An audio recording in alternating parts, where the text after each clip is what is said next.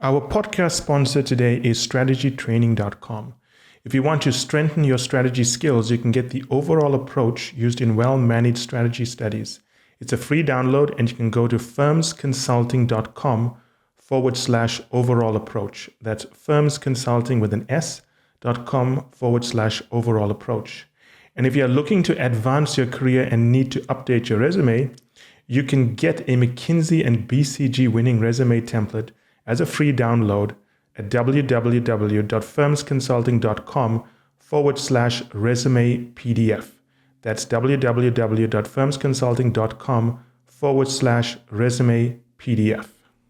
The friendliest question you're going to get in a FIT interview is the one that goes along the lines of tell me about yourself, or the flip side of it, but basically asking for the same thing is, walk me through your resume. So today I'm going to give you some samples of how to answer these questions, but more importantly, talk you through the strategy and approach you need when addressing these questions. I think the first thing you need to understand that your resume is not one page. Sure, when you write up your resume into a document, you try to condense it into one page, but in reality, your resume is obviously more than one page. Your resume is your life experiences. So when you're told to tell me about yourself or talk me through your resume, you do not need to simply stick to items you've put on your resume, okay? You can bring in additional items, and I do know for a fact, because I was a partner at one point and even ran interviews for a large part of my career, is that it's seen as a sign of confidence when someone is able to concisely and confidently bring up items that are not on their resume, but relevant to the discussion. Now, surely you could say that, if you're going to bring it up in an interview, it should be in your resume, but that's not exactly true. There are some things that may be necessary to bring up to support a point you're making that does not need to be on your resume. And that's fine. I like it when people bring up new information that may not be on their resume but is interesting. Certain things, for example, if you played for the US Volleyball Olympic team, put it in your resume. If you played for the Brazilian soccer team at some point, even the under 21 team, put it in your resume. But other items that aid a point you're making that may not be on your resume, you're welcome to bring it up. So I think that's important. Understand your resume is not just what you have on a piece of paper. It's your broad set of experiences. So let's talk about a strategy when you ask the question, tell me about yourself or talk me through your resume. I think the first thing you have to understand is that when someone looks at your resume, they either have a concern or they like what they see. Or sometimes they're neutral, right? That happens a lot as well. So you need to follow different strategies here and think about your profile. And I think everyone's going to do the same thing. You have some weaknesses, you have some strengths, and you have a set of issues or a set of characteristics that a consulting firm is looking for. So think of a triangle. You've got what the consulting firm is looking for, you've got your strengths, and you've got your weaknesses. When someone says, tell me about yourself, you've got to play to these three tensions. What do I mean by that? Well, consulting firms are looking for four things basically: leadership skills, the ability to manage conflict, analytical skills, and the ability to work in a team. Now, I'm talking about the big strategy consulting firms like McKinsey, BCG, Booz, and so on. Even Booz, A.T. Kearney, they all have other things they may look for. OCC may have something different and so on, and we don't really worry about those firms, right? We don't specialize in them. We don't even place in those firms because they're not our target firms. But for the big four, McKinsey, Bain, BCG, Roland Berger, the big four strategy firms, they're looking for four things, right? So that's one part of the triangle. The other part is your strengths. What are your strengths? Now, if you are a fantastic person at maybe developing oral arguments as a litigator, let's assume you have a legal background, you may think to yourself, how in the world do I present that? You need to present your strengths in the language of what a consulting firm is looking for. So, and as an example, I'm going to do a full example in a few minutes, but as an example, we know that one of the things consulting firms are looking for is analytical skills. So if you were a great orator as a litigator, if you were good at speaking, you need to position that as an analytical skill, right?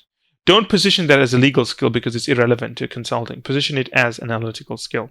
The other thing you have to do, and this is a very clever tactic that I've done many times, when you present your resume, there are going to be weaknesses. Maybe you went to school that's not well known. If that is your biggest issue, discuss it when you present yourself. Get it out of the way before it comes up. But more importantly, sometimes they don't ask you about it. The interviewer will have a perception in the back of their head about the school you went to, and the perception may be incorrect. So what you should do is you should bring it up and correct the perception before it becomes an issue. So, to recap, there's 3 things you have to worry about. First one is, what are consulting firms looking for? Very basic.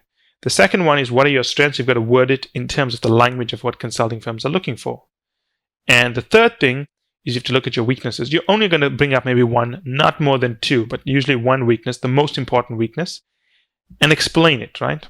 Now, the 3 sides of the triangle tell you the content you need to deliver in your introduction. How you deliver it is far more important. I always tell people this. How you say things are more important than what you say. It's a skill that even I developed. I mean, good genes, I look a lot younger than I really am. Even when I was an engagement manager, I was a young engagement manager and I was a very young partner. But irrespective of how young I was, I would look much younger than I really was. And one of the things I had to deal with was clients would look at me and, they would look at me and then they'd look at the senior partner next to me because they think, well, he must be an analyst. And I had to convince them to listen to me by the way I spoke, the way I developed a storyline, the way I create a compelling story. So now I'm going to talk you through a resume of a candidate. I'm not going to give you too much details about him, but let's assume that his hobbies are sailing, backpacking, cooking. He's worked at a number of firms as an intern, no MBA, but he does have a master's in engineering, dual degree program with a business degree. He went to a prestigious high school in, France or somewhere like that. And he's now looking to break into one of the major consulting firms, let's say in Italy as well. He studied in the UK, good grades, smart guy, speaks well, right? So how would I introduce myself? Now, assuming with that background, how would I introduce myself? Well, let's assume the interviewer asked me, Michael, talk me through your background. And I would say, okay, well, I hold 3 different nationalities. I hold a Canadian citizenship, I hold a US citizenship, and I hold an Italian citizenship. I've therefore traveled all over the world, and it's opened my mind to many different perspectives, and I had a chance to learn from different cultures. Because of influence on my father's side, who went to a specific high school, and most of my family has gone there, I chose to go to that same high school because I've looked at how they developed their careers and the training it gave them, and I felt that this could be a good school to expose me to new ways of thinking, but also I felt that it groomed you to have confidence and to be able to tackle problems. So I went to this high school. And this high school, it's regarded as one of the better high schools in Italy, and it exposed me to many different hobbies. One of the things I picked up, which I thoroughly enjoyed, was sailing, and I took part in many international sailing events. And the thing I liked about sailing is that it's very unpredictable. But the thing I liked more about sailing was the fact that you cannot plan everything. So the team that you're working with needs to have confidence that when something goes wrong, you will respond in a certain way. So there is a protocol for handling things, and this trust amongst team members that you'll follow this protocol. So I enjoyed sailing a lot. It taught me a lot about teamwork. And out of my sailing experiences and my high school experiences, I realized that I assumed I'd want to be an engineer, but out of having to deal with sailing challenges and so on, I realized that, maybe business and the management side would be appealing to me. So at this stage, I wasn't sure. So I chose a dual degree program whereby I could get an advanced degree in engineering and an advanced degree in business. And I enjoyed it immensely because the engineering side fulfilled my desire to pursue analytically sound thinking and learn about the sciences, which I think really helped me fulfill my mathematical needs. But also, I like building things, right? So I could get my hands dirty and build things. But on the other side, I was curious about business, curious about management, how to manage teams, how to tackle business problems. And the management degree gives me that exposure. And what I realized is that I wanted a career that offers the best of everything. I mean, I like the team environment for my sailing. I like the analytical nature of my engineering work, the precision that we applied, and also the fact that we had to break down problems to which, in many cases, there were no particular answers. And I like the business side, so I thought about how do I combine this? And I took up several internships, as you see on my resume, and I particularly looked for roles that could introduce me to careers whereby this intersection of these 3 skills would occur. So I took up an internship for an electricity utility whereby I worked on the business case side of installing a new user interface for the IT system. And it wasn't an IT role at all. I was basically doing the business case, trying to find out the total cost of ownership.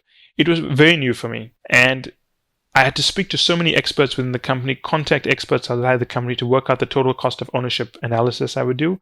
I ran the analysis, collecting the data myself, and I had to present it. And that's an example of the different kinds of internship roles I took. And out of these internship roles, I realized, consulting is a good fit for me. So The final internship role I took, as you can see, was something as close to consulting as I could get for an internal consulting unit at a multinational company. And that exposed me to even more management consulting expertise.